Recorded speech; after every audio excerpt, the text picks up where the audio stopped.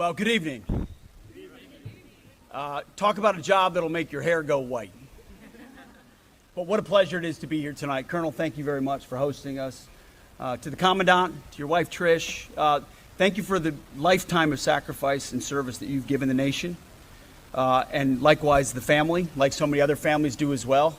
And the commitment you continue to give. What an opportunity to finish off a week. I'm here with my wife, Jen, who I can't thank enough every single day. Our 7 kids who are sometimes wonderful and sometimes not. But always young Americans who we hope someday will hold near and dear what I know this entire crowd holds near and dear, which is love of country and commitment to defending it. And so there's no better way to end a week than right here. It's been on our calendar for a long time. I didn't even know about this parade when we first landed here in Washington, and about every person I met, especially Marines, said, you gotta do it, you gotta see it. And so we put it on our calendar. We've been looking forward to it ever since.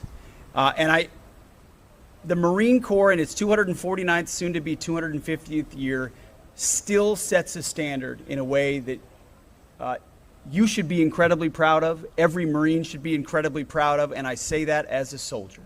But now I'm allowed to be bipartisan in every way, which means I can acknowledge the obvious, which is when at other times and other people and other organizations wanted to blow a little bit with the wind in one direction or another, or wanted to change the standards for one reason or another, or wanted to go soft or move in a different direction for one reason or another, the Marine Corps stood strong.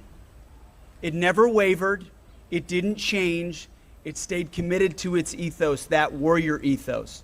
And that's why there's one institution that's never quite had a recruiting problem. It taps into the fighting spirit of the men and women of America who want to be challenged, who want to serve something greater than themselves, who want to do something difficult and tough and gritty, who want that K-bar in their teeth, standing a watch for the nation. And that has been the Marine Corps. And I'll tell you, I get a chance to look out and talk to the Joint Staff and the Joint Chiefs, and I always know when I come to the Commandant, I'm going to get clarity, I'm going to get a warrior ethos, I'm going to get a knife hand. As he should, right here. And so to me, tonight is a celebration of what has been, of what still is today, and what will be the future.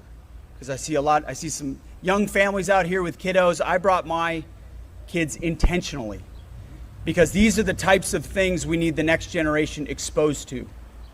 What we celebrate, what we recognize, what we spend time, what we spend our time doing is a reflection of what we value.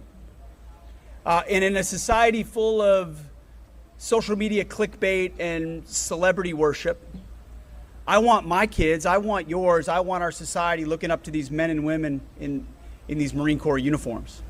These Medal of Honor recipients, the Commandant, the commanders, the sergeants, the drill sergeants, the veterans. Because it was a parade in small town Nowhereville, Minnesota. Wanamingo, Minnesota, population 296.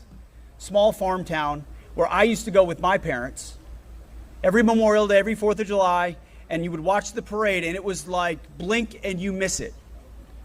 It's like the one sheriff, the one fire truck, the high school band, and the group of vets. And, you had the World War II vets, and then you had the Korean vets, and you had the Vietnam vets, and then you had the Gulf War vets when I was a kid who were still fitting into their uniforms. But the entire town rose to their feet for these men and women who had done something exceptional.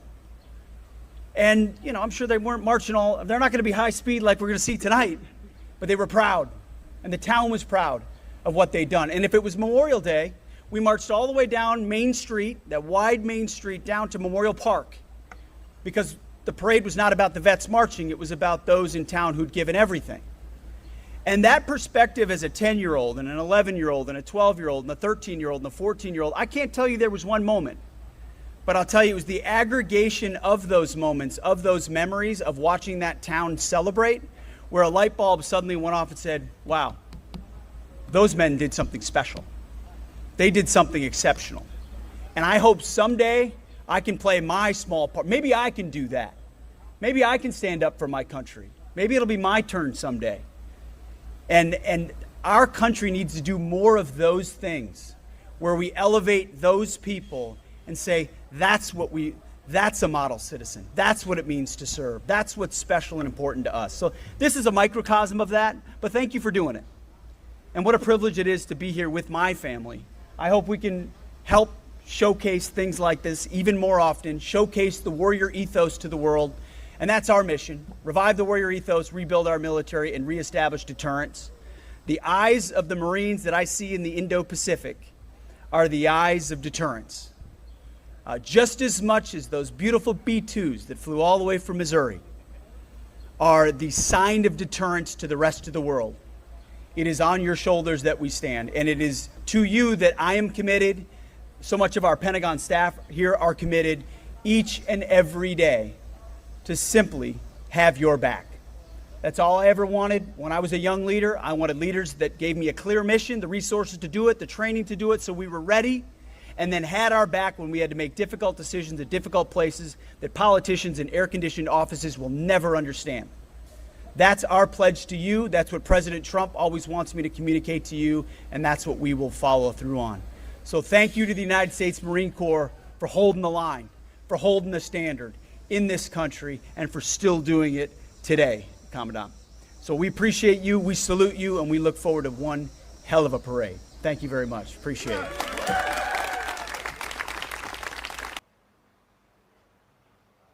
Ladies and gentlemen, please join in welcoming our host for this evening, the Commandant of the Marine Corps, General Eric M. Smith, accompanied by his wife, Trish.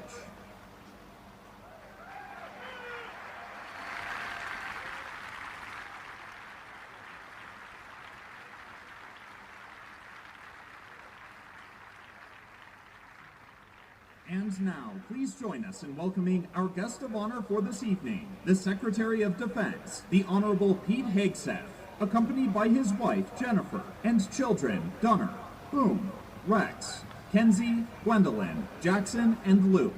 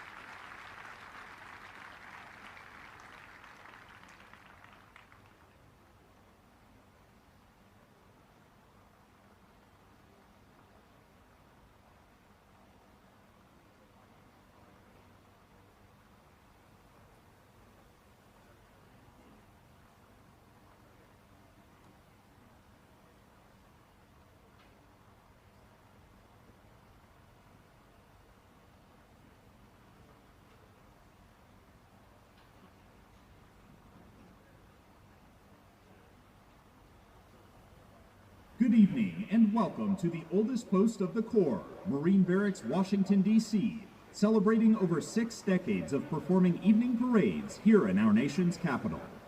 The ceremony you are about to witness was first conducted at the barracks on July 5, 1957. While the parade is standard for Marine units throughout the world, some elements have been modified to showcase the unique abilities of our marching and musical units. The massed formation of troops on one long line at close interval made possible the massing of firepower from muzzle-loaded muskets of the past. The adjutant forms the line of battle, and in those early days that line consisted of 2 or 3 ranks, much like the parade formation you will see this evening. Tonight, we celebrate the pride, professionalism, and esprit de corps that are hallmarks of this barracks and the Marines who have distinguished these hallowed grounds for over 2 centuries. They represent all Marines throughout the world who embody our Corps' values of honor, courage, and commitment.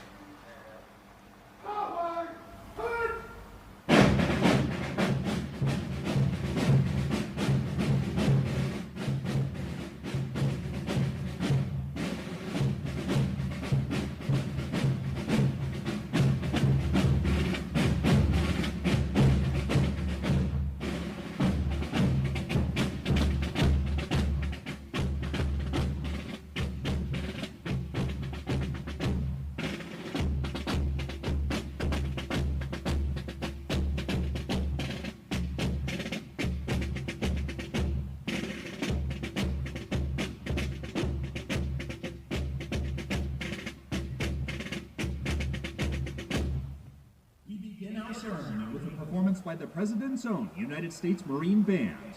The band traces its roots back to July 11, 1798, when an act of Congress authorized the Marine Corps to employ a drum major, a fife major, and 32 fifers and drummers.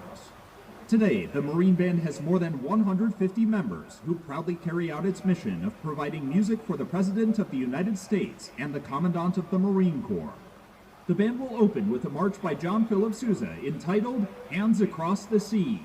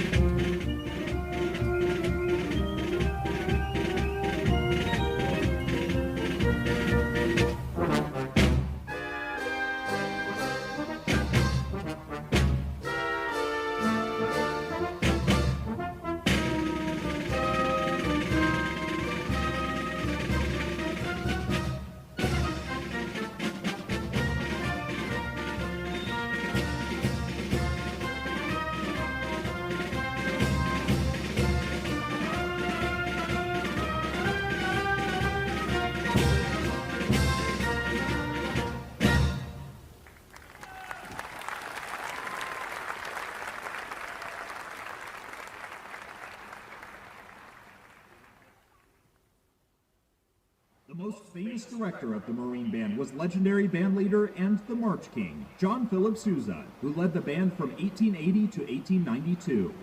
Of all his marches, one so embodied our American spirit that in 1987, an act of Congress proclaimed it the National March of the United States. Ladies and gentlemen, celebrating more than 227 years of serving as the guardian of American musical tradition, the Marine Band will perform Sousa's most famous march, the Stars and Stripes Forever.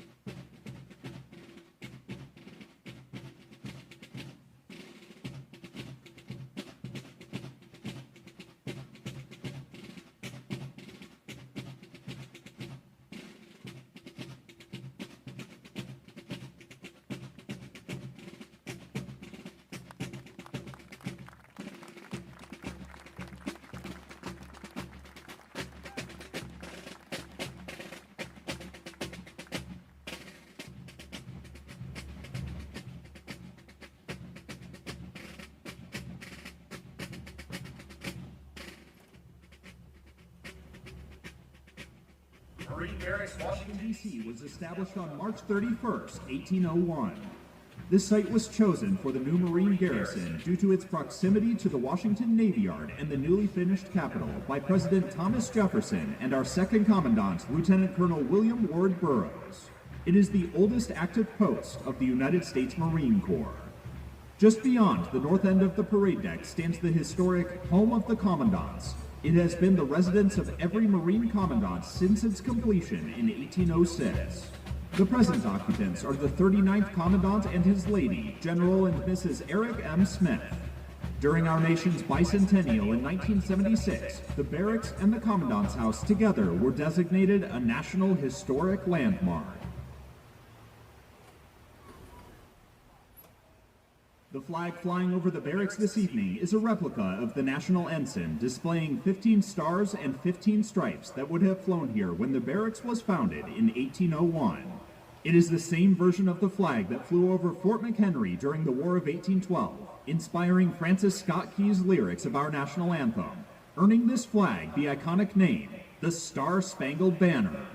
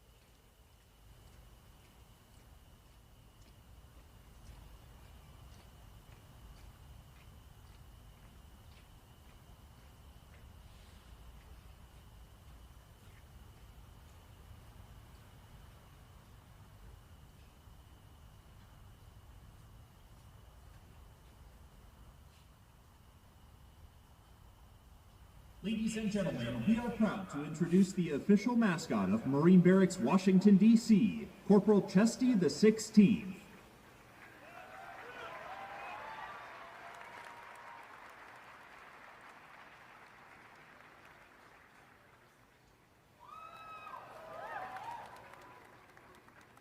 A pedigree English bulldog, Corporal Chesty the 16th enlisted in the Marine Corps on 14 March 2022 and completed recruit training on 25 March 2022. The first barracks mascot was named in honor of the most decorated Marine in history, Lieutenant General Louis B. Chesty Puller, a name that has been inherited by every mascot of the oldest post of the Corps.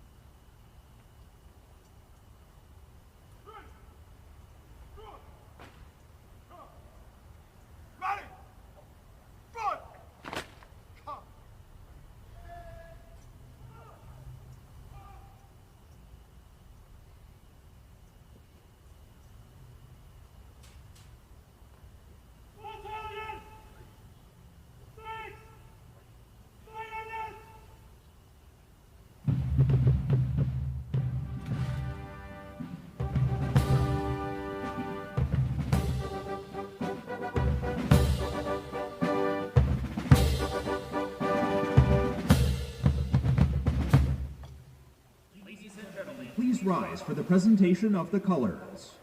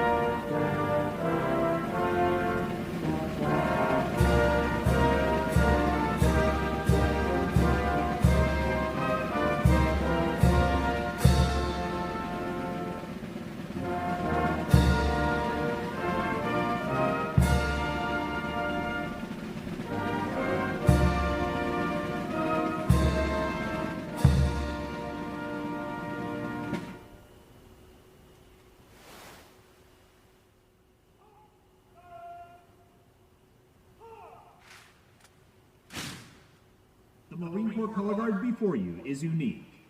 Flanked by two Marine riflemen, our national flag is carried by the 41st Color Sergeant of the Marine Corps, while the Marine to his left carries the official battle color of the Marine Corps. The 55 streamers and silver bands displayed with the battle color commemorate the military campaigns in which Marines have participated. They span the entire history of our nation, from the Revolutionary War to the combat operations in Afghanistan, Iraq, and Syria. Decorated with palms, oak leaf clusters, and stars, they represent more than 400 awards and campaigns of the United States Marines. It is the privilege of Marine Barracks, Washington, D.C., to be entrusted with the custody of this battle color.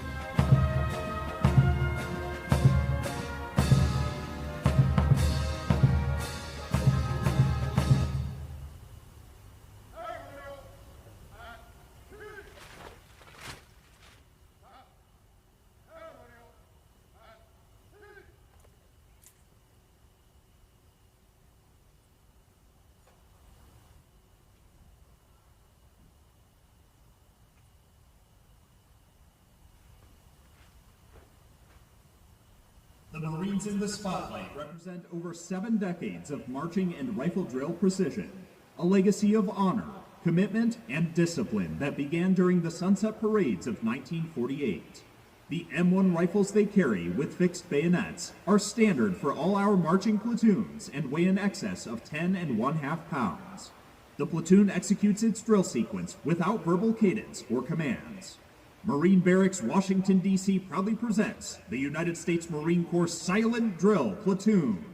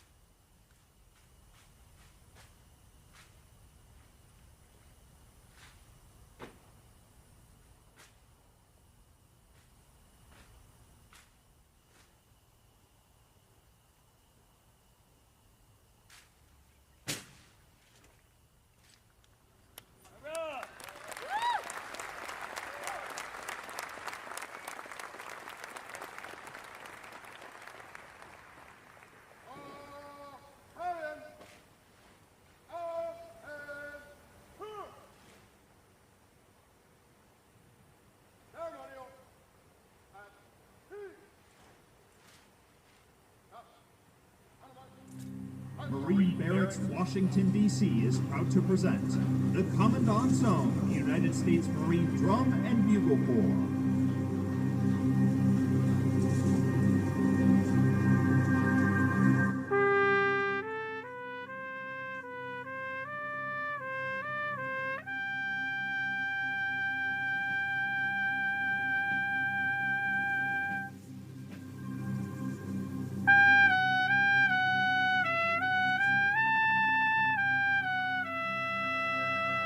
For 250 years, the United States Marine Corps has stood at the front lines of freedom. Marines from all walks of life take an uncommon oath to defend our nation against ever-changing threats. Each Marine brings a unique set of skills and talents, and together they form an unmatched force in readiness.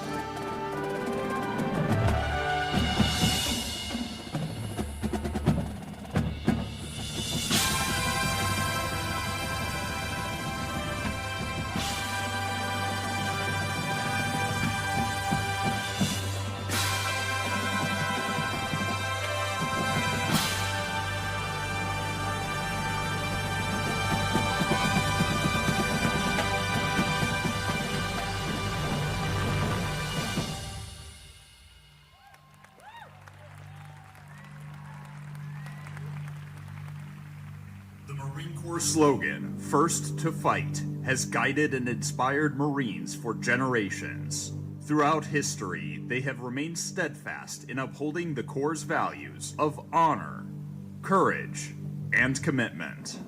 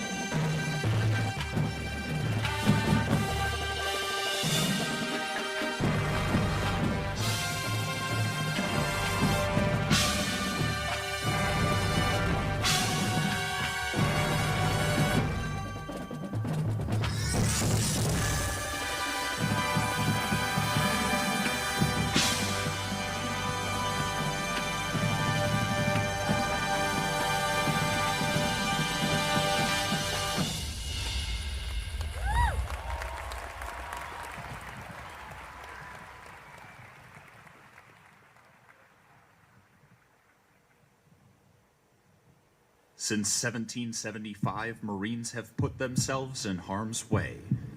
Behind every eagle, globe, and anchor stands a Marine who knows that duty demands unwavering commitment and, above all, sacrifice.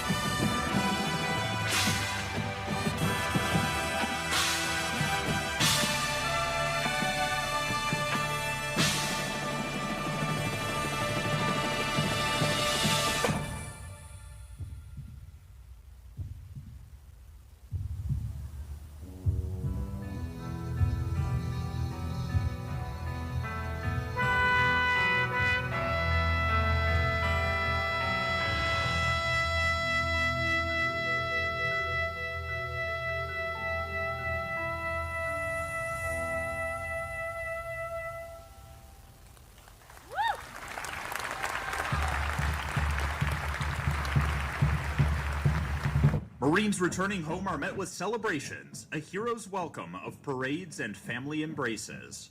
These moments are a reminder of what we fight for and what is only possible through a brotherhood that endures beyond the battlefield.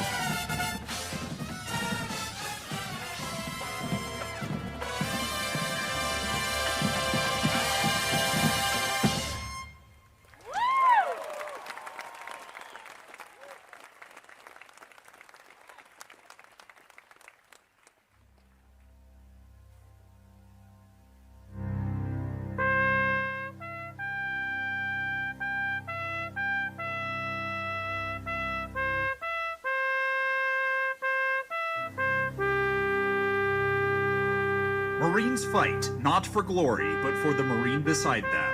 From training grounds to battlefields, Marines stand together, forever faithful to the mission and the Corps. Their legacy is not just written in history books. It lives in the hearts of those who have worn the uniform, and in the spirit of honoring that storied legacy, we remain Semper Fidelis.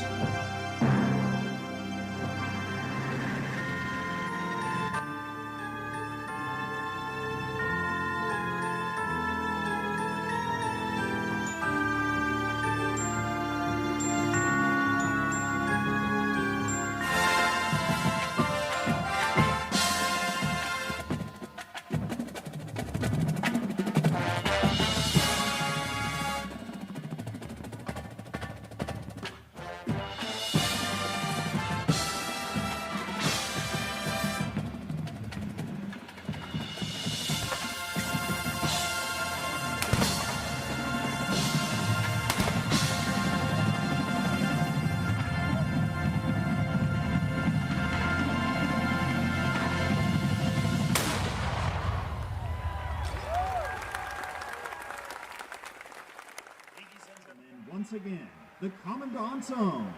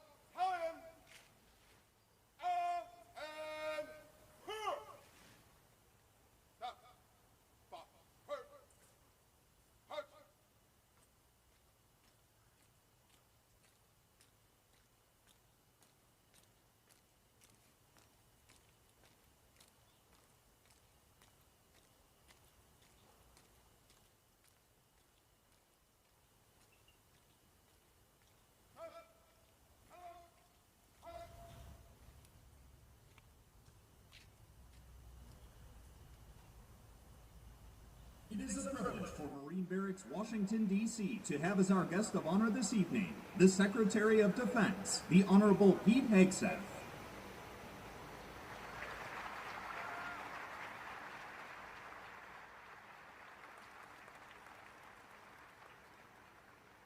Joining our distinguished guest in the reviewing area are the Commandant of the Marine Corps, General Eric M. Smith, and the Commanding Officer of Marine Barracks, Washington, D.C., Colonel Carrie C. Batson. Ladies and gentlemen, please rise for honors to Secretary Hegseth.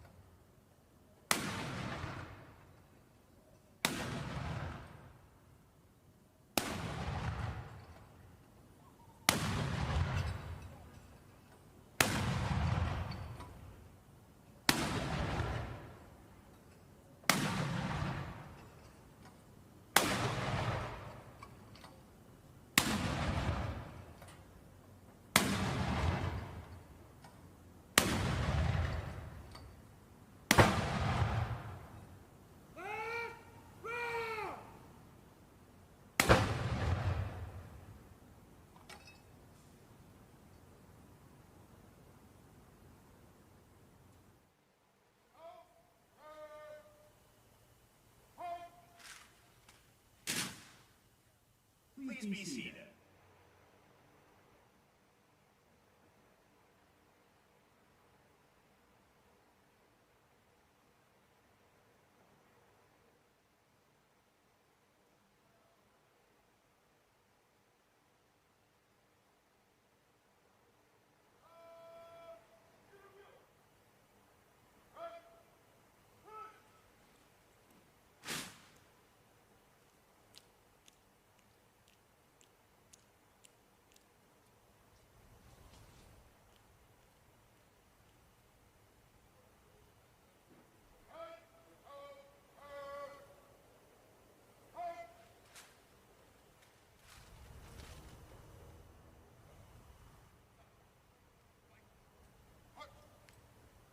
As we prepare for pass in review, please direct your attention to the two marching companies assembled before you. These companies are comprised of infantry Marines who were hand-selected to serve at Marine Barracks, Washington. In addition to parade support, these companies conduct joint service honor ceremonies at the Pentagon, the Tomb of the Unknown Soldier, and the White House. These Marines also have the solemn duty and distinct honor of performing dignified transfer ceremonies for fellow Marines who have made the ultimate sacrifice while serving our country, as well as laying our Marines and their families to rest in Arlington National Cemetery. When not performing ceremonial functions, the Marines of Companies A and B hone their infantry skills in preparation for future service in combat units of the Fleet Marine Forces. Ladies and gentlemen, when the colors approach you, we ask that you please rise.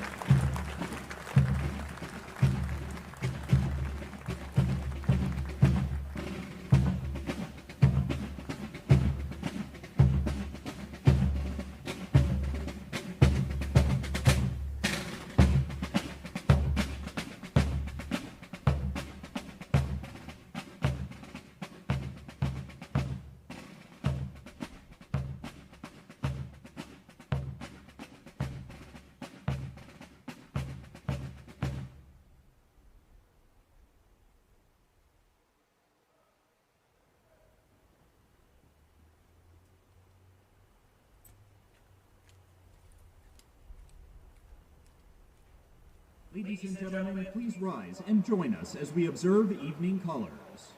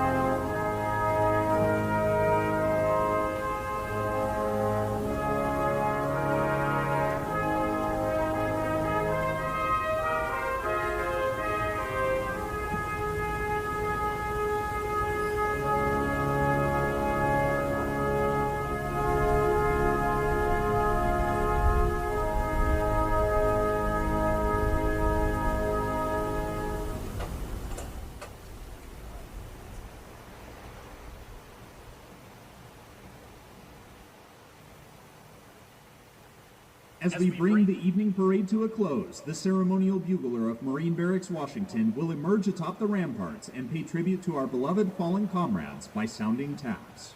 This historic bugle call originated in the U.S. during the mid-1800s as a way of signaling to troops the day's end and lights out. It would later become a way of saluting the fallen throughout our American Civil War. Today, it is the final element performed at all military funerals. Ladies and gentlemen, please remain standing as we now honor those gallant men and women who have given their lives in the service of our country.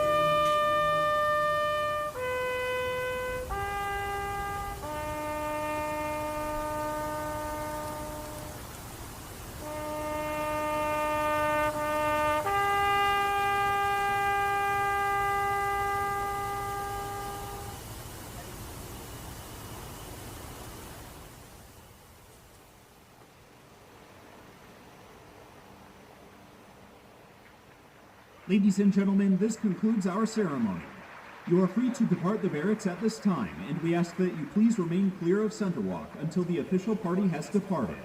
Those guests who are interested will then have an opportunity to meet and photograph Chesty the 16th, the drum majors of the President's Own and the Commandant's Own, and the Color Guard. On behalf of Marine Barracks, Washington, D.C., thank you for your attendance this evening, and Semper Fidelis. We hope you have enjoyed your visit here at 8th and I, the oldest post of the Corps.